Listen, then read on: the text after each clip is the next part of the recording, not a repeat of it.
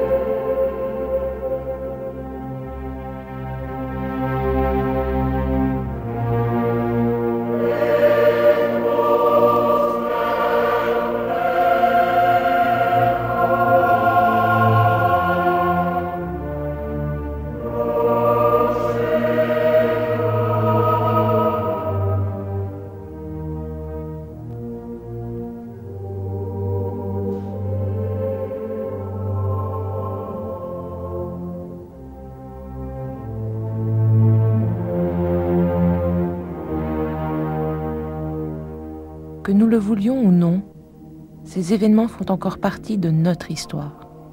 Il nous faut les regarder en face et avec lucidité.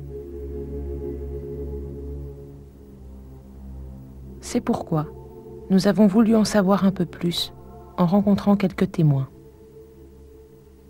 Avant la guerre et durant la mobilisation, Paul Lévy était chef du service des reportages de l'INR, la radio belge. Refusant de travailler sous le contrôle de l'occupant, le 18 septembre 1940, il est arrêté. Après un emprisonnement de 2 mois et demi à la prison de Saint-Gilles, le 29 novembre 1940, il est transféré à Brindonk. Il y avait peu de monde à ce moment-là à Brindonk, nous étions une 60aine. Et, chose caractéristique, les juifs et les non-juifs étaient réunis dans une même chambrée, ce qui allait changer bientôt.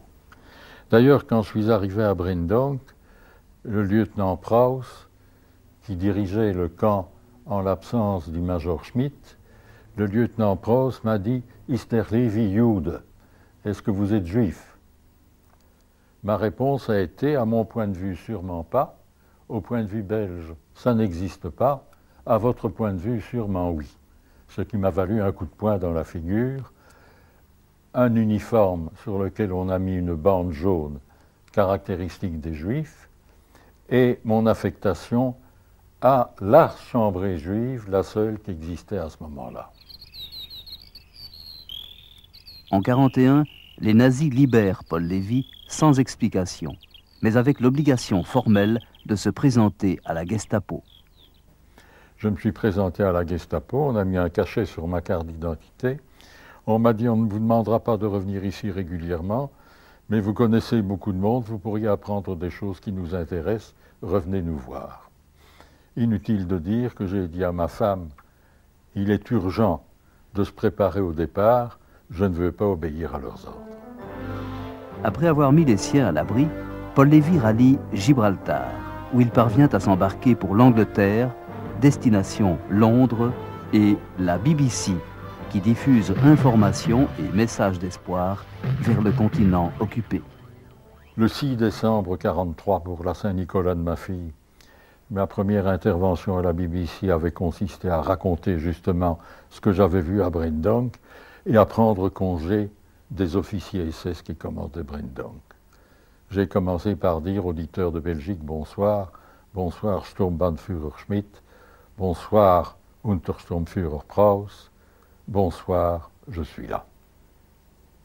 Alors, les Belges m'ont attaché comme correspondant de guerre à l'agence Imbel, qui, à Londres, correspondait à l'agence Belga en pays occupé,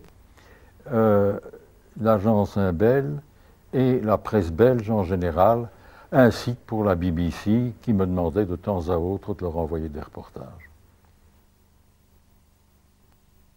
Arthur Hollo, alors membre du bureau de guerre du Parti socialiste clandestin, connaîtra lui aussi la prison de Saint-Gilles. où il séjournera 6 mois. Puis de là, on est parti, direction Brendang. Non, on est parti à Brendang, on s'est arrêté à la porte du camp et on a embarqué quelques prisonniers de Brendang qui sont partis avec nous. Nous, c'était quoi? Un détail, c'était un transport de 40 otages pris par la Gestapo pour compenser un attentat qui avait été commis au restaurant Le Cygne à Bruxelles.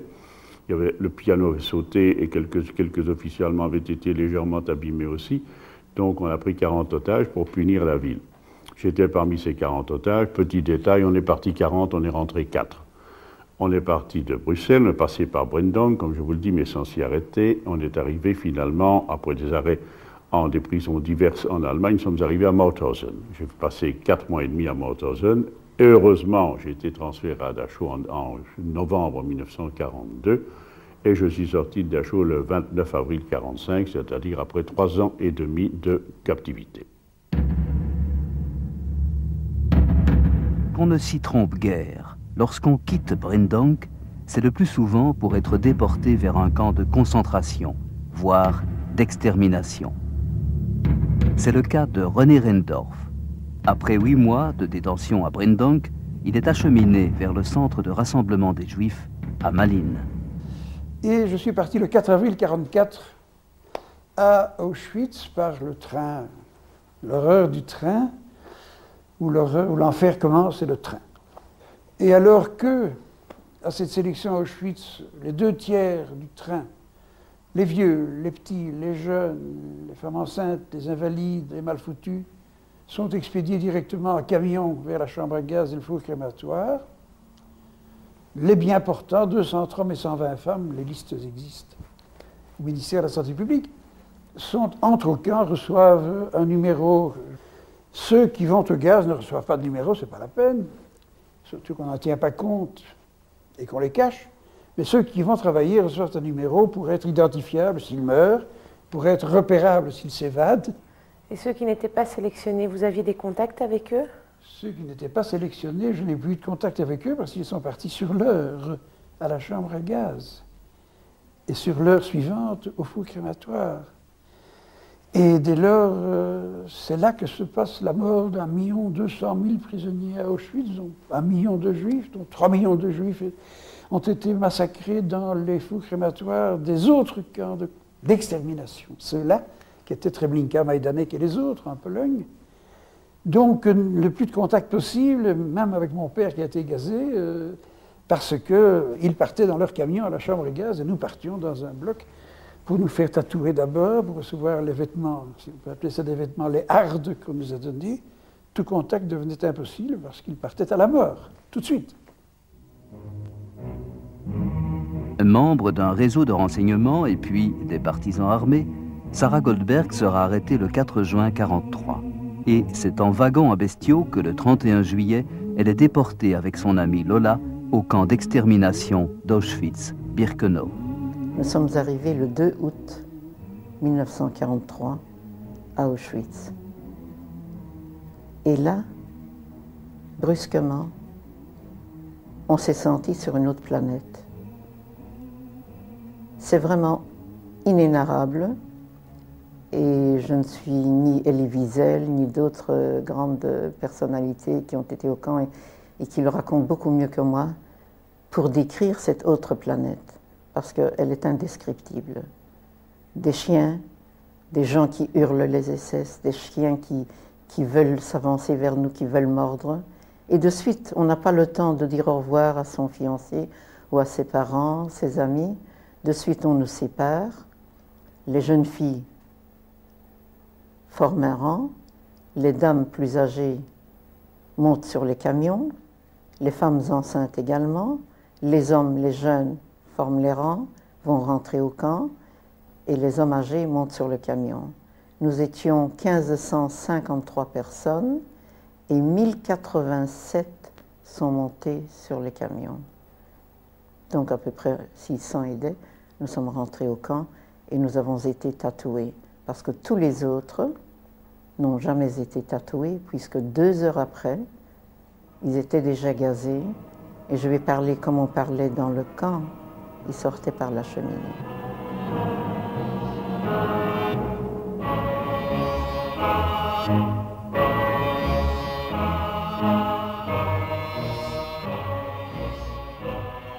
Alors les femmes enceintes, voilà le sort qu'elles subissaient dans mon bloc. Une jeune fille de 16 ans était enceinte. Elle allait tous les jours travailler avec moi à la shoe commando des chaussures. Et jusqu'à la dernière minute, jusqu'au dernier soir, jusqu'à l'accouchement, nous ne savions pas qu'elle était enceinte. Donc elle devait bien serrer son ventre et toutes faisaient la même chose. Et lorsque la nuit, si elles avaient la chance d'accoucher la nuit, il n'y avait pas d'essai dans le bloc la nuit, elles accouchaient et il fallait choisir. Ou bien les deux étaient gazés, ou bien l'enfant était tué. Et parce que si même les essais s'apprenaient qu'elle avait été enceinte, qu'elle accouchait, ils auraient tué tous les deux. Donc il fallait que ces mères, si elles voulaient rester en vie, tuent leur enfant, le jettent, que personne ne le sache, et le lendemain, elles continuaient à travailler comme si de rien n'était. Cette jeune fille, donc le lendemain, vous pouvez vous imaginer dans quel état elle était. Elle est allée au travail avec moi comme d'habitude. Les femmes qui venaient de Pologne, par contre, qui arrivaient directement d'un ghetto, étaient très bien au courant de ce qui se passait à Auschwitz-Birkenau. Et ceux qui travaillaient aux valises, donc il fallait déposer ses valises, ses colis quand on arrivait, trouvaient parfois des nouveau-nés, des bébés dans les valises. Parce qu'ils savaient que si elles arrivaient avec l'enfant, elles seront gazées de suite. Alors on a annoncé par haut-parleur, dans le camp des femmes à Birkenau, que toutes les femmes qui sont enceintes aillent se présenter dans tel bloc et elles recevront du lait. Et comme nous étions des anciennes et nous savions très bien qu'elles n'auront jamais du lait et qu'on va les gazer de suite, nous courions d'une femme à l'autre, elles faisaient la file. Et je me souviens comme si c'était hier. Nous courions vers elles et nous leur disions « N'allez pas, ne vous présentez pas, sortez des rangs, je vous en supplie, sortez des rangs. Vous voyez la cheminée, dans 2 heures, vous sortirez par là, ce sera de la fumée. » Elles n'ont pas voulu nous croire.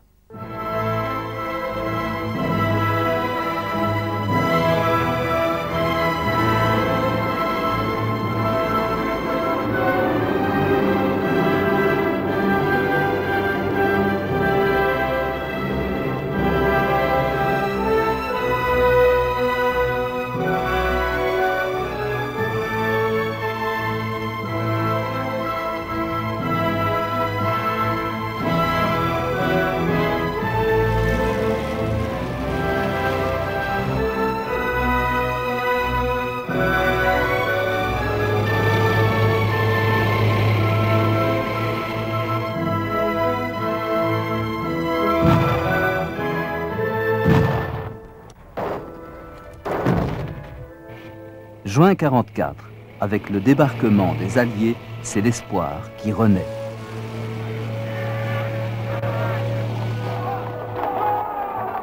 Mais pour beaucoup de déportés, c'est loin d'être la fin du cauchemar.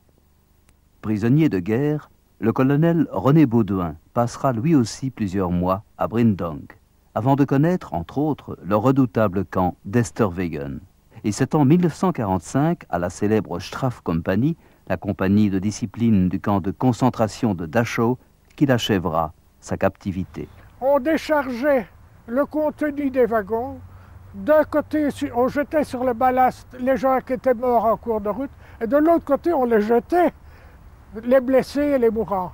Donc, les morts et les blessés, et qui formaient des tas, à droite et à gauche de chaque wagon. Nous arrivons alors dans le camp, et en arrivant dans le camp, le SS qui se trouvait devant la porte, où était marqué, comme dans tous les camps allemands, Arbeit macht frei, hein, le travail rend libre, donc, hein, comme on le sait. Alors nous entrons dans une grande plaine, c'était très ensoleillé, et à ce moment-là, nous entendons un bourdonnement. 500 appareils américains en l'air qui étaient en train de bombarder Munich, qu'on voyait presque à 13 km, c'est pas loin, dans une plaine, et on voyait la fumée qui s'élevait au-dessus de Munich. Nous étions heureux, vous voyez le mauvais sentiment, hein, mais heureux de voir qu'en fait que notre ennemi était vraiment sonné. Mais la DCA allemande, pour ne pas être à tête, était vraiment collée contre les murs du camp de Dachau. Si bien qu'ils tiraient sans arrêt, et les éclats tombaient en permanence. Si bien que tout le monde s'était réfugié contre le mur pour éviter les éclats d'obus. Nous voilà donc arrivés dans une baraque, comme toutes les baraques que vous avez vues maintenant. Et on dit bien, où devons-nous nous installer? Mais là, on dit là.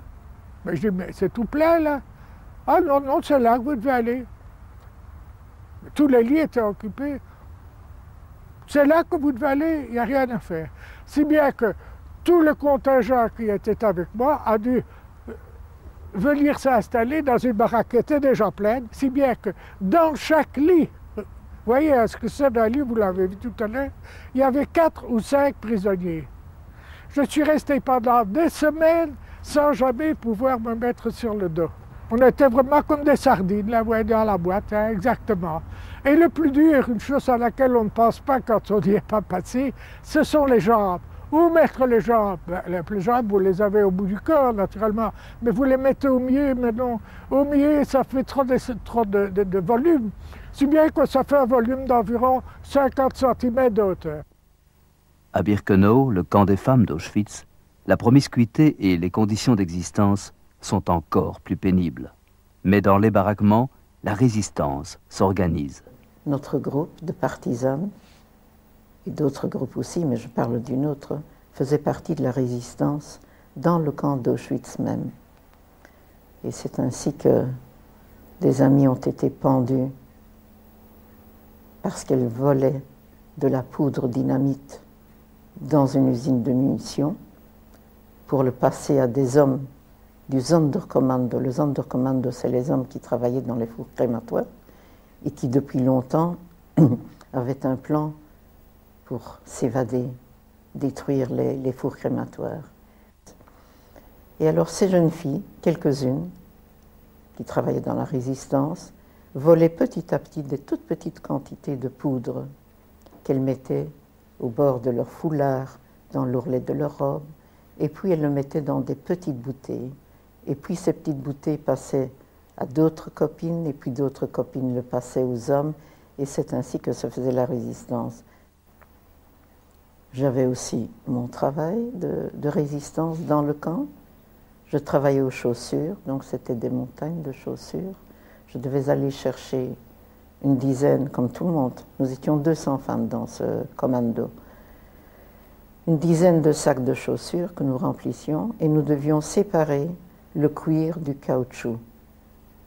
Les découper, donc on avait un petit couteau en main, et on découpait les chaussures. C'était déjà de vieilles chaussures, parce que toutes les nouvelles chaussures, tout ce qui était beau, les vêtements, les chaussures, l'or, l'argent, les diamants, tout ça partait pour l'Allemagne.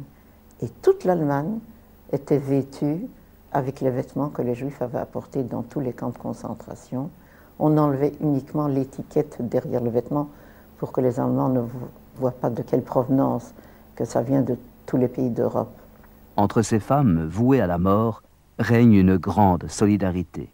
Une jeune Belge, Mala Zimmetbaum, qui avait un poste important à Birkenau, parviendra à éviter la chambre à gaz à plusieurs d'entre elles. Voilà, c'est Mala qui a sauvé des dizaines et des dizaines de jeunes femmes qui à présent sont des grands-mères, et grâce à elle, des centaines de personnes sont en vie maintenant, puisque ces femmes ont eu des enfants et puis des petits-enfants, et il y en a partout. Il y en a en Pologne, en Belgique, en France.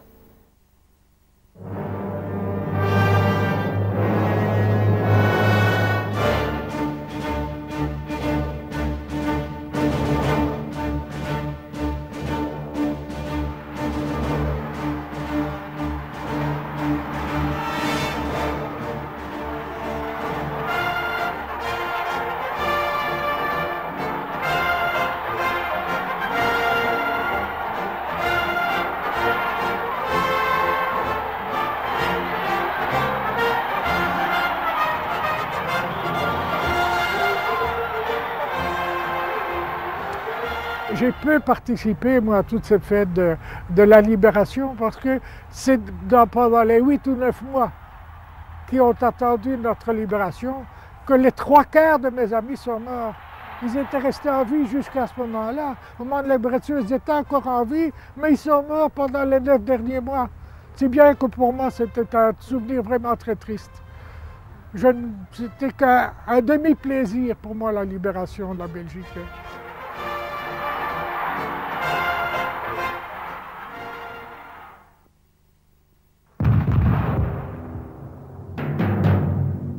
Janvier 1945, c'est la contre-offensive allemande dans les Ardennes.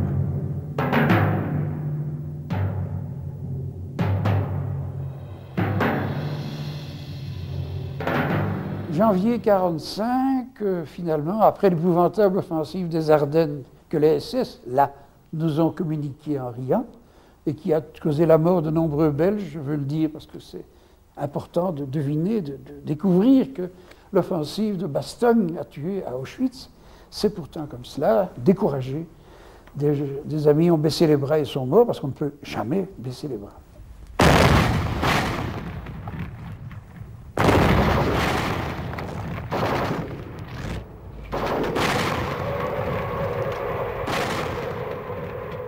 En janvier 1945, sur l'offensive des Ardennes, est déclenchée l'offensive soviétique, la dernière. Et Varsovie libérée, les soviétiques arrivent vers Auschwitz, on évacue d'Auschwitz tout ce qui reste vivant.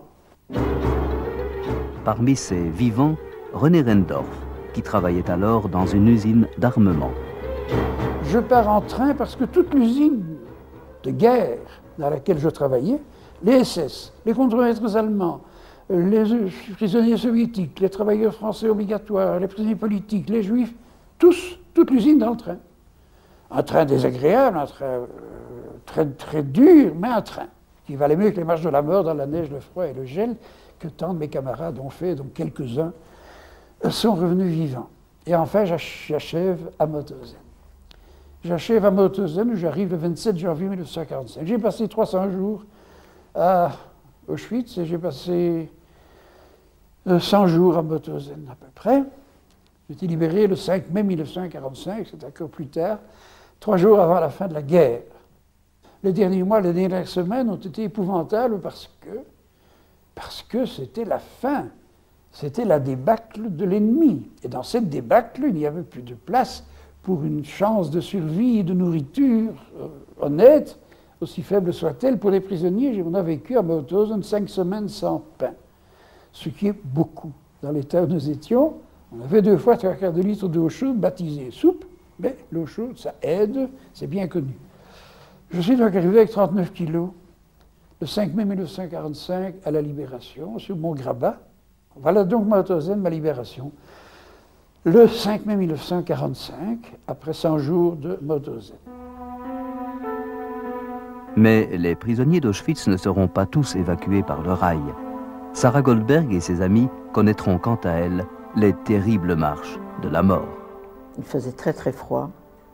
On avait même volé quelques vêtements et même un peu de nourriture. Mais à force de marcher des kilomètres et des kilomètres et des kilomètres dans la neige, on a jeté même la nourriture, même les vêtements, même la couverture qu'on avait volée, parce qu'on ne pouvait plus rien porter. On n'avait même pas la force de se porter soi-même. Et pourtant, les copines qui ne pouvaient pas avancer sur les routes, on les traînait avec nous.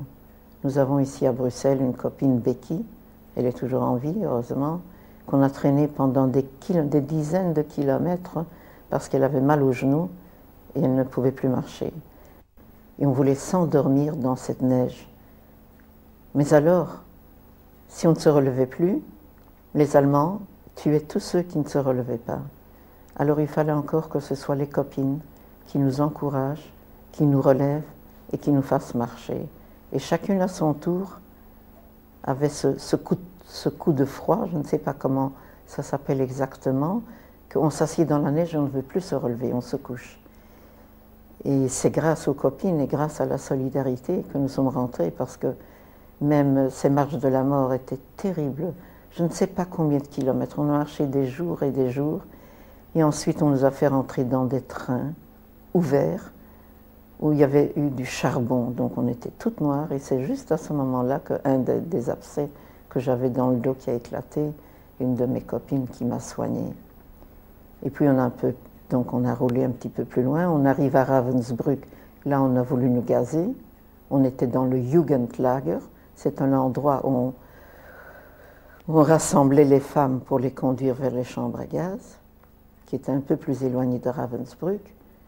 Par chance, on nous a fait partir de Ravensbrück et encore une fois marcher sur les routes jusqu'à ce que nous sommes arrivés dans la province du Mecklembourg, à Malchow, dans un camp où nous sommes restés un petit temps. Et puis à nouveau sur les routes. Et c'est sur les routes, le 27 avril 1945, que nous avons été libérés par les Russes. Nous avions encore nos vêtements du camp qui étaient pouilleux avec des poux. Alors un des Russes est venu me dire, tu sais, j'ai vu une Allemande a caché une valise avec des vêtements, je vais la déterrer, cette valise. Il l'a déterrée. Il m'a donné une blouse et une jupe et je suis rentrée le 4 juin, encore toujours, avec cette blouse et cette jupe qui se trouvait dans la valise de cette Allemande, que je ne connaissais pas bien sûr.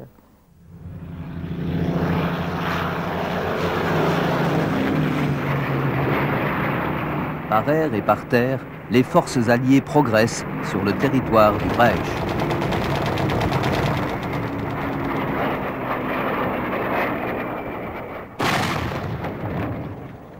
René Baudouin est ce jour-là dans sa chambrée à Dachau. Qu'est-ce que je vois? Plop, plop, plop, des petits flocons blancs. Mais je dis, ça y est, ce sont des tirs de chars. Et c'est effectivement les chars qui avançaient. Donc peut-être quoi, 2 km, 3 km du camp, on les voyait, pas les chars, mais je voyais les coups blancs. Donc je dis, ça sont les chars, ils ne sont pas loin.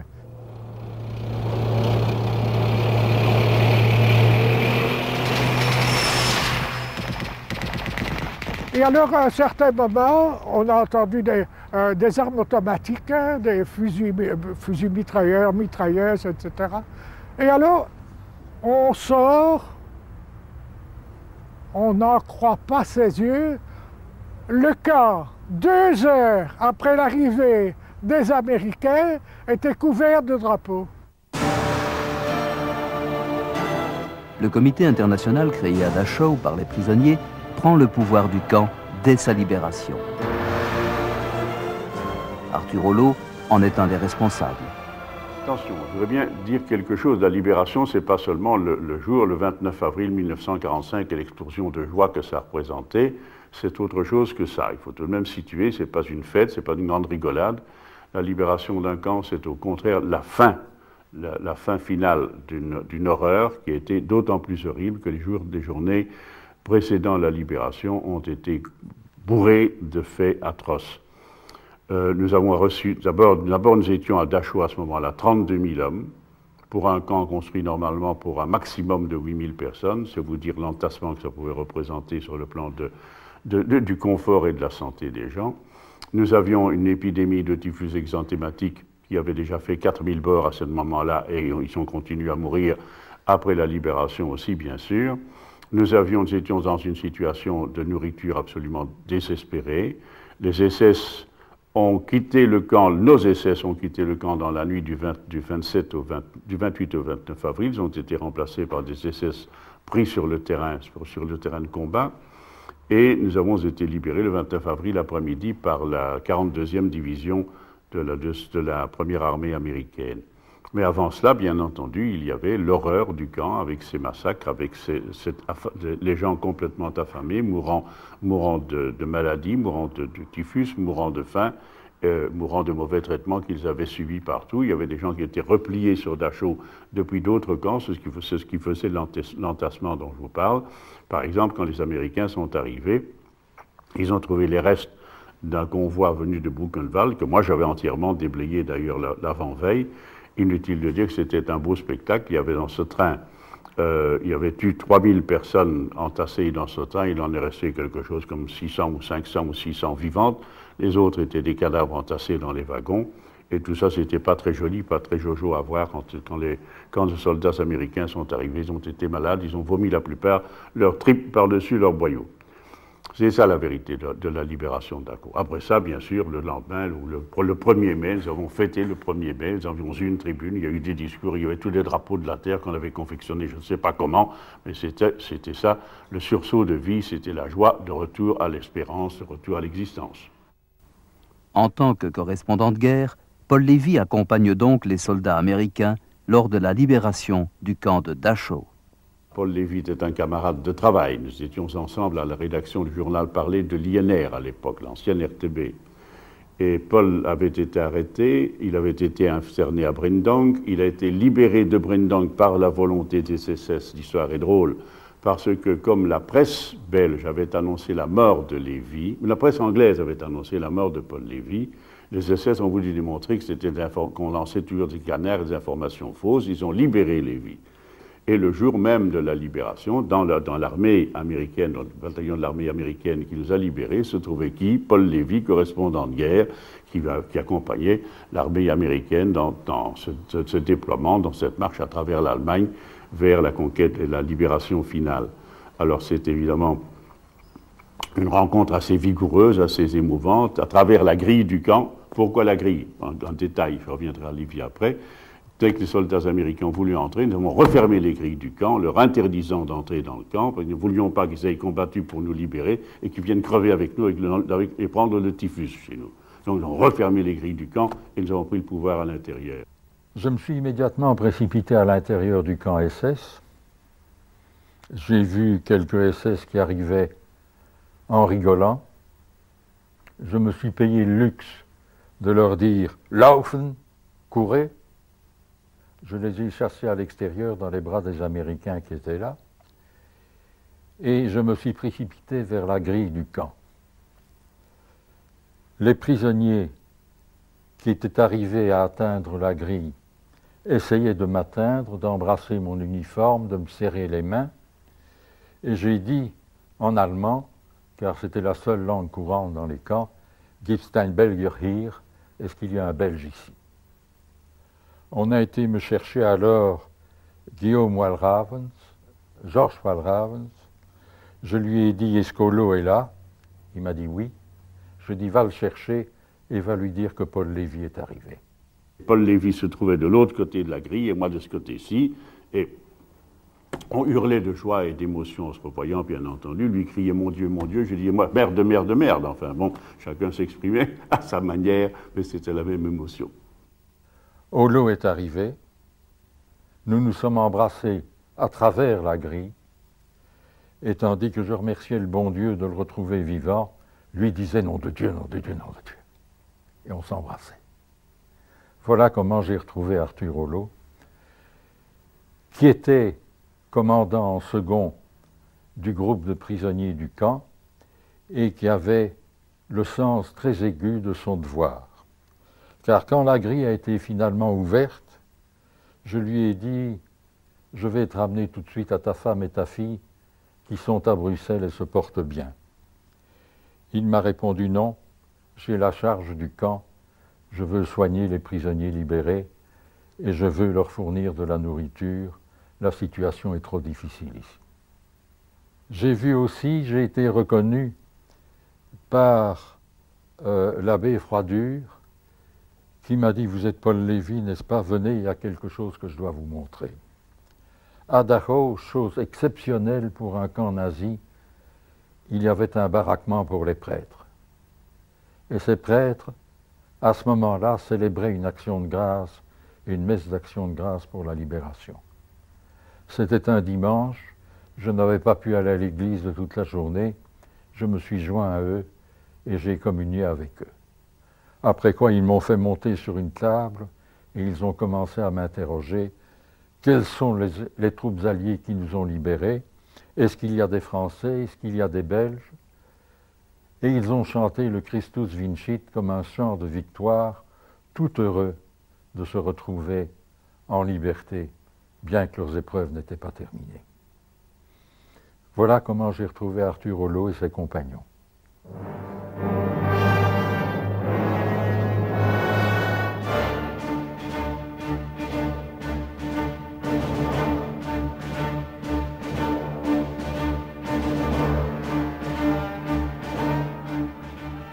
s'est passé les derniers moments avant la libération au camp de Mauthausen? Comment s'est passé les quelques minutes avant la libération du camp? Les derniers moments se sont passés donc très amochés, parce que 39 kilos, c'est pas beaucoup. Et lorsque les copains sont venus me dire, j'avais heureusement toute ma tête, les Américains sont là, je sais que j'ai répondu par un long discours. Comme dirait mon ami, j'ai dit « Ah !» Et je me suis retourné sur l'autre os de cuisse pour avoir moins mal sur ma couchette en me disant « Bon ». Parce que heureusement, la tête fonctionnait et j'ai rapidement déduit qu'il fallait faire attention à la nourriture, tout de suite. Et j'ai essayé de persuader les copains autour de moi dans mon état de ne pas manger n'importe quoi. Ils ont mangé n'importe quoi. Ils sont morts, libérés. Ils pouvaient vivre et ils sont morts. C'est une des choses les plus atroces dans toute cette histoire atroce que je voulais vous raconter. Comment on peut mourir de ne pas savoir résister tellement on est affamé à la tentation de manger ce qu'on nous donne, la goulash. La goulash a des estomacs en lambeaux, c'est tuant. Ils sont morts et nous avons pleuré comme des madeleines de voir mourir des copains que nous avions amenés jusque-là vivants, de ne pas pouvoir ne pas manger. C'est une chose terrible.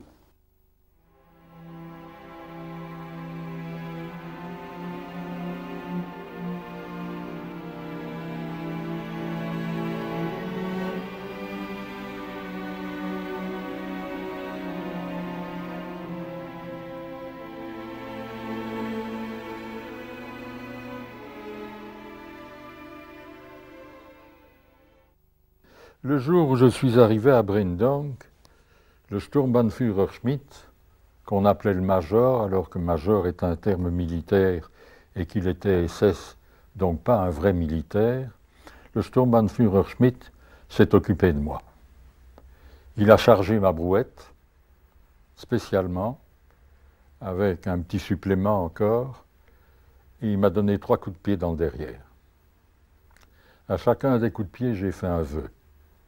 Le premier était de retrouver la liberté et de pouvoir dire au monde libre ce qui se passait dans les camps de concentration.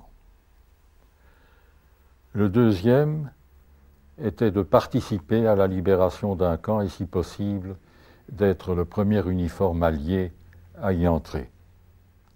Le troisième vœu était de faire prisonnier le Sturmbannführer Schmidt et de le ramener à Breendonk, de le ramener dans son camp. Et la Providence a permis que je réalise mes 3 vœux. Et finalement, le 20 novembre 1945, j'ai retrouvé Schmidt à la prison du Noordzingel à Rotterdam. Et j'ai eu la triste satisfaction de lui dire « Mauvais anniversaire, Schmidt », car c'était le jour de son anniversaire, et c'était le jour anniversaire aussi, le 4e anniversaire de ma libération de Breendonk. Je l'ai ramené à Breendonk et j'ai réussi à le faire admettre pour 2 ou 3 jours dans une des cellules qu'il avait fait construire. Je suis retourné à Breendonk le 12 septembre, voir ce qui s'y passait, et j'ai découvert, hélas, que des résistants ou des soi-disant résistants y avaient enfermé des collaborateurs ou des soi-disant collaborateurs. Les traitaient durement, mais je n'ai pas compris immédiatement ce qui s'y passait. Et quand j'ai compris, je suis rentré à Bruxelles et j'ai demandé qu'on intervienne pour faire cesser ce que j'estimais être injuste. Il ne fallait pas qu'on adopte les méthodes des SS en pays libérés. Mais à partir de quand la population a-t-elle été au courant de l'ampleur du génocide? Une partie de la population savait depuis le début. Mon père a été gazé, mais mon père passait son temps à dire aux Juifs « Ne vous rendez pas aux convocations, vous allez vous faire massacrer ». On ne le croyait pas, parce qu'il n'était pas croyable qu'un peuple civilisé puisse donner de pareils monstres qui vont massacrer des centaines de milliers, des millions d'hommes. Eh bien, déjà, nous savions, par les radios clandestines à Auschwitz, nous savions, par les rescapés, Breendonk. Donc, c'était pour nous moins difficile. Une partie de la population savait déjà, et ceux qui sont rentrés, comme ceux qui sont rentrés d'Auschwitz par la Russie, par Marseille, Paris, Bruxelles, ont déjà raconté Auschwitz en mars 1945. Donc, on pouvait savoir, mais on ne mesurait pas la dimension de l'horreur. Et après la libération, très rapidement, tous ceux qui voulaient savoir ont su. Ce n'est que bien plus tard, mais nous n'avons peu parlé, nous n'avions pas envie de parler, nous pensions nos blessures, nous léchions nos blessures, nous recherchions une famille disparue, parfois totalement. Et ce n'est que plus tard qu'il a fallu que les événements nous forcent à sortir de notre réserve et à parler pour que l'on sache. D'une part, parce que le retour d'un danger totalitaire est là, et d'autre part, parce que des falsificateurs de l'histoire qui s'intitulent eux-mêmes révisionnistes, veulent mettre en doute cette réalité pour laquelle, heureusement, nous sommes encore vivants pour en témoigner. Il est vrai qu'au début, c'était assez incroyable, mais que finalement, les éléments sont venus, les preuves sont venues, les photos sont venues, les récits sont venus, et qu'il a bien fallu se rendre compte que l'homme avait pu faire cela. Mais pour les prisonniers, confrontés à l'horreur, une seule chose compte, survivre à tout prix. C'est le cas pour Mala, la jeune juive, et pour son ami Edek, le Polonais, qui tentent de s'évader ensemble. Ils voulaient s'évader tous les deux, non pas pour, bien, je dirais naturellement pour survivre, mais surtout pour dire au monde ce qui se passe à Auschwitz. Parce que nous étions assez naïfs pour croire que les grands de ce monde n'étaient pas au courant de ce qui se passait à Auschwitz. Or, après la guerre, bien sûr, nous avons appris que le camp a été même photographié, qu'il a été pris par avion, enfin, et qu'ils avaient donc les photos, et qu'ils étaient très bien au courant de ce qui se passait, mais qu'on n'a jamais bombardé les lignes de chemin de fer qui amenaient les gens vers Birkenau. S'ils n'avaient que bombardé que ces rails, il y aurait déjà eu beaucoup moins de déportés. Parce que c'est justement au moment où on a déporté 600 000 juifs d'Hongrie que Mala s'est évadé pour crier au monde qu'on arrête ces massacres. Mais malheureusement, Mala et Edek, le jeune Polonais, ils ont été rattrapés, ils ont été torturés, et tous les deux ont été condamnés à mort. Lui, il a été pendu, et elle a été fusillée. On a le droit d'être incrédule. C'est pas possible, c'est pas croyable. Et pourtant, notre tâche dure, et tant que nous aurons le souffle de le faire, c'est d'expliquer pourquoi cet incroyable est néanmoins eu lieu, et pourquoi, comme dit Primo Levi, cet extraordinaire Primo Levi, l'homme a fait ça à l'homme, que c'est l'essentiel de tout le message, et que l'homme peut refaire ça à l'homme, et qu'aujourd'hui, l'homme refait ça à l'homme. Je dis parfois aujourd'hui que Hitler doit se retourner dans sa tombe de voir qu'on a tué à quelques semaines 800 000 Rwandais à la machette, alors qu'il met beaucoup plus de temps à tuer 5 millions de Juifs et 300 000 Tziganes, entre autres. On n'arrête pas le progrès. 800 000 Rwandais à la machette, et le monde contemple ce massacre.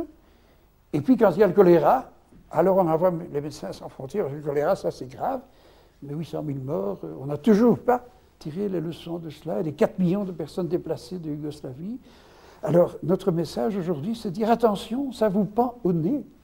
Vous pouvez vaincre cela, vous pouvez empêcher cela, quoique aujourd'hui ça se passe encore, mais pour ça vous devrez vous battre. Et comme disait mon vieil ami Victor Hugo, ceux qui vivent, ce sont ceux qui luttent. La victoire est possible, mais il faut avoir la volonté de se battre, ou sinon le pire peut recommencer. Comme les 300 000 morts de Bosnie et de Croatie aujourd'hui, comme les massacrés du Rwanda, etc., etc. Ce que nous disons, le récit que nous faisons, ce n'est pas l'évocation d'un passé historique. Ce n'est pas comme si on leur parlait des guerres de Napoléon, ou des guerres d'Hannibal, ou des guerres de Charlemagne. Les gens qui parlent comme moi aujourd'hui sont des gens vivants. Moi, je suis aussi vivant que les gosses de 12, 13, 14, 15 ans à qui vous allez passer mon message. J'ai la même peau qu'eux, le même sang qu'eux, je vis de la même façon qu'eux, je vis du même air, je vis de la même nourriture. J'appartiens à leur époque, ils appartiennent à la mienne. Il faut qu'ils sachent que ce n'est pas une histoire ancienne qu'on leur raconte. C'est une histoire d'aujourd'hui. Pas tout à fait, dirons-nous, bien sûr, puisque nous avons suffisamment trinqué, nous avons laissé suffisamment de morts pour payer la liberté d'aujourd'hui, pour payer la paix et la démocratie d'aujourd'hui. Mais encore faut-il savoir que la paix et la démocratie s'est toujours remise en danger. et qu'il faut la mériter toujours, il faut la défendre toujours, qu'il faut être des démocrates, des hommes libres, des hommes et des femmes libres. Dès que l'on sort du ventre de sa mère, il faut en avoir conscience. Alors à 12 ans, 13 ans, 14 ans, on est capable d'en avoir conscience, de se rendre compte du rôle qu'on va jouer dans quelques années. Les gosses de 12, 13, 14 ans seront de jeunes adolescents, seront des jeunes patrons d'entreprise, seront des jeunes travailleurs, seront des jeunes femmes en plein travail et qui créeront de la vie elles-mêmes et eux-mêmes. Et il faut par conséquent qu'ils sachent qu'ils sont occupés à préparer leur vie de demain. Donc le témoignage que nous apportons, ce n'est pas un témoignage du passé, c'est un témoignage de l'avenir. Si on laisse recommencer les mêmes erreurs, si on laisse la société recommencer les mêmes erreurs et les mêmes crimes qu'elle a commis de notre temps à nous.